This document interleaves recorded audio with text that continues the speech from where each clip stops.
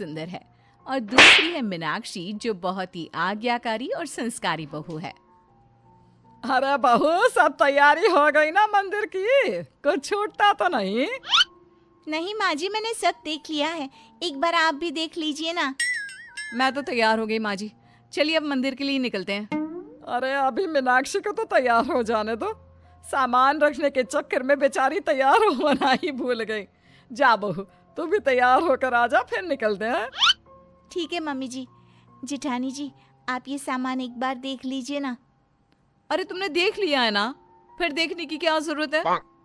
अरे बहू, तू सामान की चिंता छोड़, उसे मैं देख लूंगी। जा जल्दी से तैयार हो जा, इसे कहने का कोई फायदा नहीं।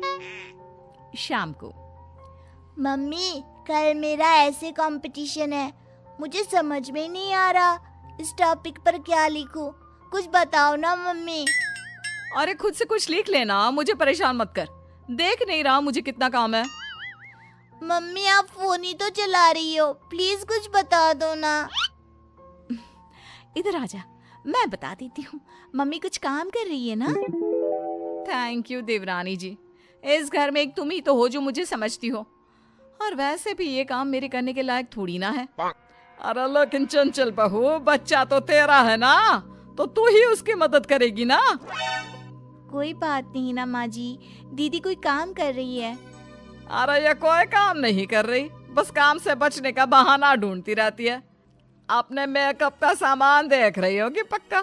पूरे दिन सजने संवरने के अलावा करती ही क्या है? माँ जी, आप सबको तो यही लगता है कि करती ही क्या है, लेकिन अपने आप को मेंटेन करना किसी काम से कम है क्या? और वैसे भी मैं देवरानी जैसी थोड़ी ना हूँ जिसको कोई पूछता ही ना हो। लोग तो मुझे देखते ही मुझसे पूछने लगते हैं और बात करने लगते हैं। आप नहीं जानती, बाहर मेरी भी कोई इमेज है। हाँ, मुझे तो समझ में ही नहीं आता, तू ही तो जानती है सारी दुनियादारी, हम तो बेवकूफ है ना। अगले दिन, ये सारा सामान कैसे बिखरा पड़ा है? तुम इतने सुबह सुबह कहाँ जा रही हो? मैंने एक कमेटी ज्वाइन की है, उसकी ही मीटिंग के लिए जा रही हूँ। वो भी बिना नहाए? अरे कम से कम नहा तो लेती।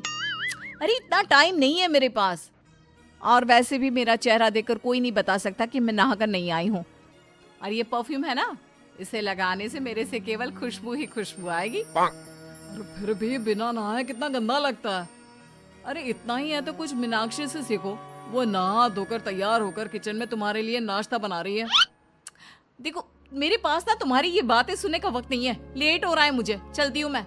और वैसे भी उसका पति क्या कमाता है सब जानते हैं, वो काम नहीं करेगी तो क्या राज करेगी? जेठानी नाश्ता करके चली जाती है।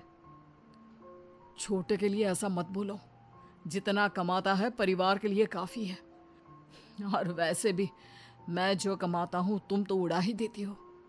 कैसे सारा सामान बिखेर कर चली गई, क्या होगा इसका? ओह, थोड़ी देर में मुझे ऑफिस के लिए निकलना है। लीजिए भैया आपकी चाय, और आप सामान की चिंता मत कीजिए, बाद में मैं ठीक कर लूंगी। आप ऑफिस के लिए तैयार हो जाइए। थैंक यू मीनाक्षी, अगर तुम नहीं होती तो पता नहीं क्या होता। और प्लीज इन बेडशीट्स को चेंज भी कर देना। मैंने चंचल को कितनी बार कहा है लेकिन उसने अभी तक नहीं किया, प्लीज तुम कर दोगी? अरे भैया आप चिंता मत कीजिए, मैं सब कर दूंगी।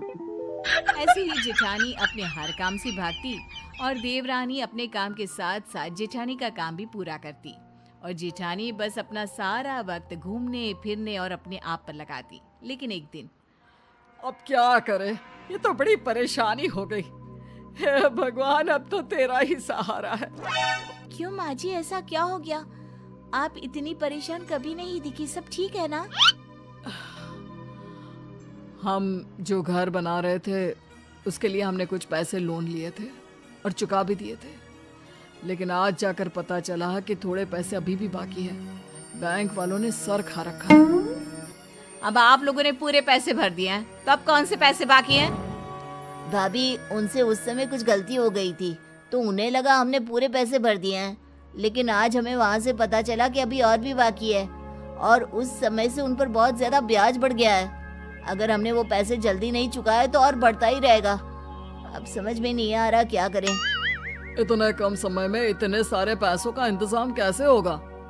मेरे पास एक आइडिया है। मेरे पास मेरी शादी के गहने हैं, अगर उनको बेच दे तो। तू पागल तो नहीं हो गई? अपने गहने बेच रही है? माँ जी, गहनों का क्या है, कल दोबारा बन जाएंगे, और वैसे भी गहने चले गए तो कुछ नहीं बदलने वाला, लेकिन ये घर चला गया तो। बात तो तुम सही बोल रही हो, लेकिन रकम इतनी ज्यादा है, तुम्हारे गहने काफी नहीं होंगे। अच्छा, तो बड़ी के गहने भी ले लो ना। मैं अपने गहने नहीं बेचने वाली। हाँ, मेरी माँ ने कितनी मुश्किल से मेरे लिए बनवाए थे।